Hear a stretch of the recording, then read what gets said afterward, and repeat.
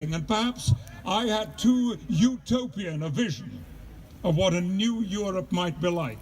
The Balkans War was a serious and ghastly setback in the pursuit of union, but nevertheless the term European had come to mean something different. And I was proud to describe myself and my family as British and European citizens. At the front of all our passports, the words read European Union, and then United Kingdom of Great Britain and Northern Ireland. If Brexit happens, those first words will be erased, and I will offer it to immigration officials around the world with less pride than I presently do. The first time I was back on the continent after the referendum, on the busy, colourful streets of Ghent and Bruges, I felt distinctly uncomfortable, bordering on shame that my country was now seeking to unravel all that had been achieved.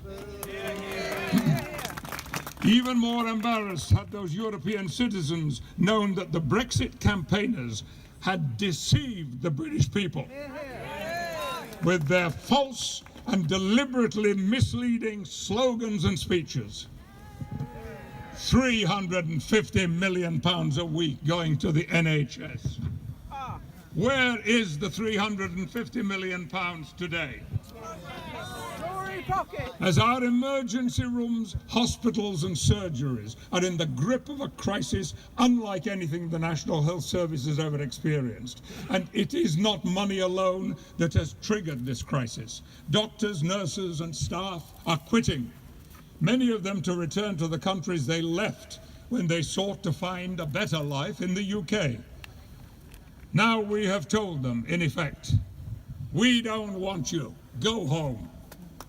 Let's be clear, without immigrants, the economy of our nation would simply decline. In conclusion, I would like to read to you a few passages of a Brexit research report by the Centre for Economic Performance, which is politically independent.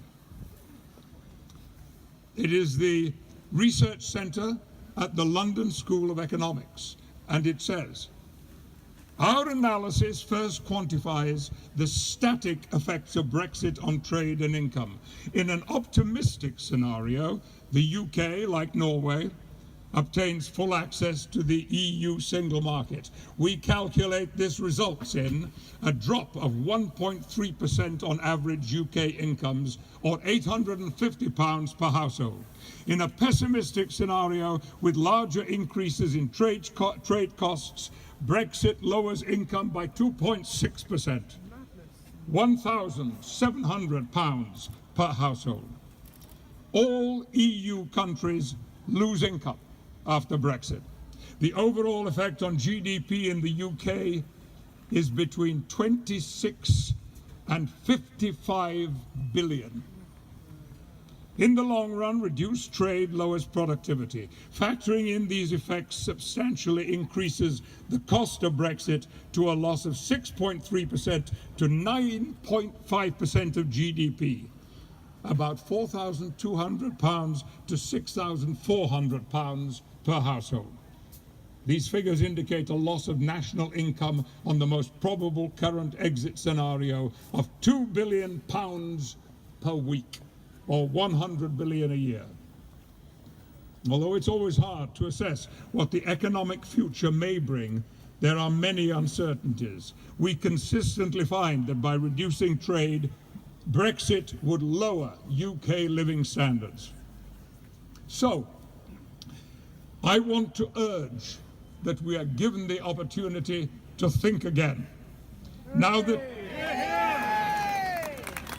we are learning the real cost of Brexit, arguments from the heart and head point in the same direction.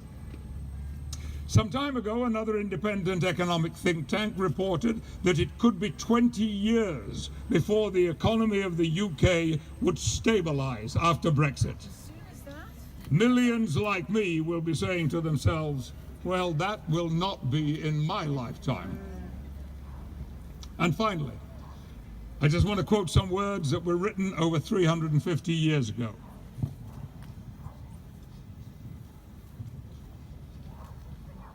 No man is an island entire of itself.